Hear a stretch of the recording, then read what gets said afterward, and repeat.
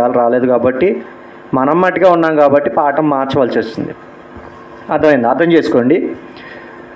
మీరు వినటానికి వేగురు పడవలను, మాట్లాడుటకు నిదానించవలను. తరగతి వేరు, ఆరాధన వేరు. నిర్గమాకాండం మనం 12 అధ్యాయాలు పూర్తిగా తెలుసుకున్నాం. పాత నిబంధన బుద్ధికి కలగజేయడానికి, కొత్త నిబంధన ఆచరించడానికి, అంటే జీవానికి యొక్క మర్మాలను తెలుసుకోవడానికి దేవుడు ఈ రీతిగా మనకు ఏర్పాటు చేశాడు. మనము భార్యాభర్తల విషయాల్లో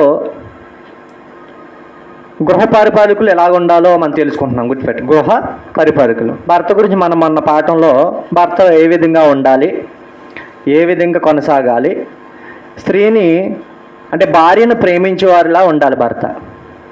ఒకటి, భార్యను ప్రేమించేలా ఉండాలి. 2, భార్యను నిష్ఠూరు పెట్టేవారిలా ఉండకూడదని భర్త గురించి మనం తెలియజేసుకున్నాం. ఇప్పుడు భార్య, నిజమైన భార్య, క్రైస్తవ కుటుంబానికి కలిగిన స్త్రీ, గృహ పరిపాలన చేసే స్త్రీ ఏ విధంగా ఉండాలో కొన్ని విషయాలు మనం తెలుసుకుందాం. అందరూ ఏకీభవించాలి, దయచేసి వినండి.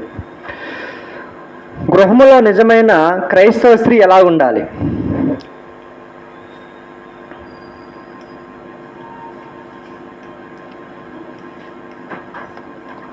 గృహంలో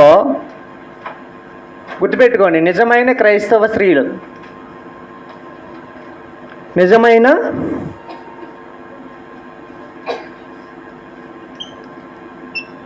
క్రైస్తవ స్త్రీలు ఎలాగుండాలి?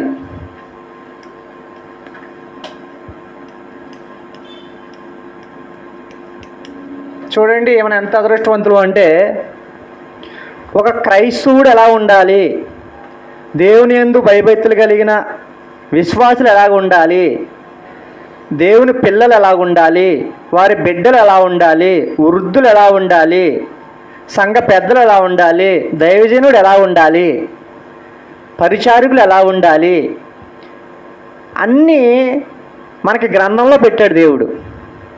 మన చూచి నేర్చుకోవడమే, అంటే చదివి నేర్చుకోవడమే. ఎంత ఈజీగా పెట్టాడంటే, శ్రమ దినమున కృంగినవాడు చేతకానివాడు అవుతాడని సులభమని చెప్పాడు. అంటే శ్రమ ఎందుకు వచ్చిందో దాన్ని బట్టి పరిశీలన చేయకుండా వేదన పడితే శ్రమకి సొల్యూషన్ తెలియదు. అలాగే కొత్త నిబంధన ఏం చెప్తున్నానంటే, నువ్వు ఎందుకు క్రైస్తవుడు అయ్యావో, క్రైస్తవ జీవితం కొనసాగించడానికి ఎందుకు హక్కుదారుడు అయ్యావో దాని వివరం తెలియకుండా క్రైస్తవుల పాత్ర పోషింతే దేవునికి విరుద్ధంగా జీవించినంటే. ఇక్కడ నిర్గమాకాండం మనం తెలియజేసుకోవాలి. ఈ సమయాన్ని దేవుడు మరలా వచ్చే వారానికి పొడిగించుకుందాం. ఇప్పుడు భార్యాభర్తల గురించి మాట్లాడుకుందాం, ఎందుకంటే తక్కువ మంది ఉన్నారు కాబట్టి. ఇక్కడ పరిశీలన చేయండి. గృహములో నిజమైన క్రైస్తవ స్త్రీలు ఎలాగా ఉండాలి? స్త్రీలు చాలా శ్రద్ధగా పరిశీలన చేయాలి. మీకు ఒక ఉపమానం, యేసుక్రీస్తు గారు ఉపమానాలు చెప్పేవారు. ఆలకించండి ఒకసారి సుభద్ర గారు. యేసుక్రీస్తు ఉపమానాలు చెప్పేవారు. ఎందుకు చెప్పేవారు? పోల్చి చెప్పేవారు.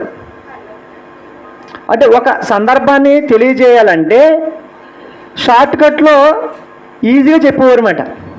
మీకు అర్థమైందా? ఇప్పుడు ఒక అర్థమైన గూఢమైన భాషను మనం తీసుకుంటే ఇక్కడ ఒక విషయం పరిశీలన చేద్దాం. చూడండి ఒకసారి.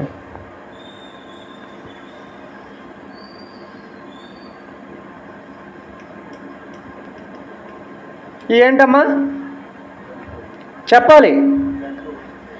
జంతువులు